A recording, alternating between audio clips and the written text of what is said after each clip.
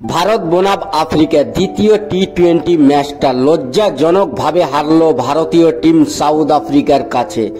তো ভারতীয় মহান ব্যাটার যিনি নিজের ব্যাট দিয়ে নিয়মিত রান করে ভারতকে অনেক ম্যাচ জিতিয়েছে, যাকে ক্রিকেটের বাদশা বলে এবং ভগবান বলে, তিনি কে? সচিন টেন্ডুলকার। তিনি কেন রেগে গেল? এর আগে তো আমরা কখনো দেখিনি সচিন টেন্ডুলকারকে এইভাবে রাখতে। তো কেন রেগে গেল বন্ধুরা ভারত টি-20 ম্যাচ হারার পরে? তো বন্ধুরা, তোমরা যদি ভারতীয় টিমকে ভালোবাসো তাইলে এই চ্যানেলটাকে সাবস্ক্রাইব করে একটা লাইক করো, ফেসবুক থেকে দেখলে ফলো, কমেন্ট, শেয়ার এবং লাইক করো। তো চলো বন্ধুরা, দেরি না করে চটপট করে দেখলি। তার আগে বন্ধুরা, তোমরা একটা সুন্দর করে কমেন্টে লিখে দাও আমরা ভারত টিমকে ভালোবাসি। তো চলো বন্ধুরা, দেরি না করে চটপট করে দেখলি।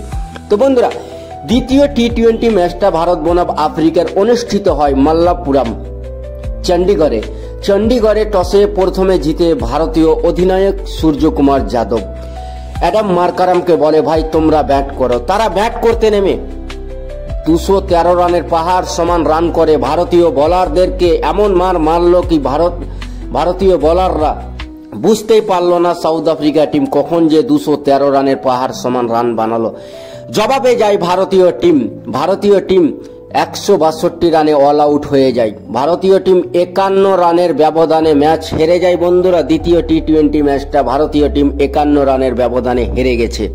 তো বন্ধুরা, ভারতীয় ওপেনার রান করতে পারছে না, মিডিল অর্ডারও রান করতে পারেনি, না লাস্ট ফিনিশারে যারা আছে তারা রান করতে পারলো। তো সচিন টেন্ডুলকার কেনই রেগে গেল, কেনই বা তিনি তার দুঃখের কথা বলল?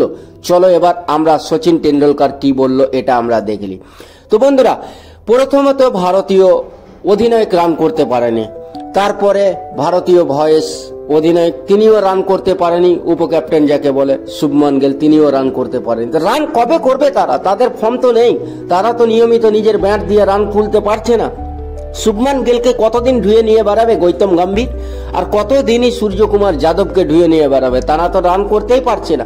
তো বন্ধুরা, সচিন টেন্ডুলকার যেটা বলল সেটা এবার আমরা জেনে নেব।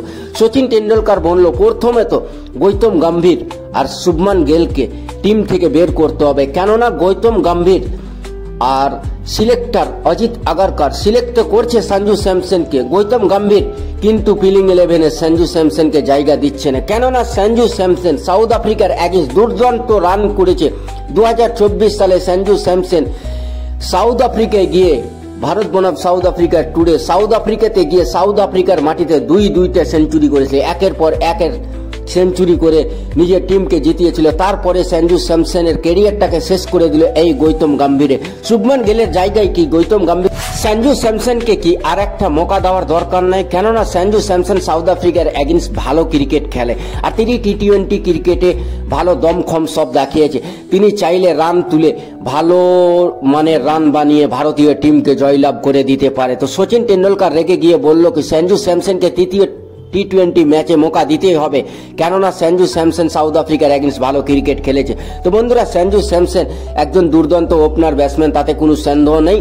শুভমান গিলের জায়গায় যদি তাকে ওপেনিং করতে দেখা যায়, তিনি কিন্তু রান বানিয়ে ভারতীয় টিমকে ভালো রান করে দিতে পারবে এবং ভারতীয় টিমকে জিতাতে পারবে। তা আমরা উম্মিদ করব সচিন টেন্ডুলকার যে কথাটা বলেছে তৃতীয় টি-20 ম্যাচে সঞ্জু স্যামসনকে প্লেইং 11-এ জায়গা দিবে। তো বন্ধুরা, সচিন টেন্ডুলকার যেটা বললো এটা ঠিক নাকি ভুল তোমরা কিন্তু কমেন্টে বলো। সচিন টেন্ডুলকারের যে কথাটা বললো ওই হিসাবে বোঝা গেল কি সচিন টেন্ডুলকার বলতে চাইছে এটা কি গৌতম গম্ভীর নিজের মন মার্জি, যাকে ইচ্ছা তাকে টিমে রাখছে, নিজের মন মার্জি, যার ইচ্ছা তার ক্যারিয়ার শেষ করে দিচ্ছে, যেমনটা সঞ্জু স্যামসনের ক্যারিয়ারটাকে শেষ করে দিল গৌতম গম্ভীর। তো বন্ধুরা, তোমরা কি সচিন টেন্ডুলকারের কথায় সহমত? যদি সহমত থাকে তাহলে কমেন্টে বলো সচিন টেন্ডুলকার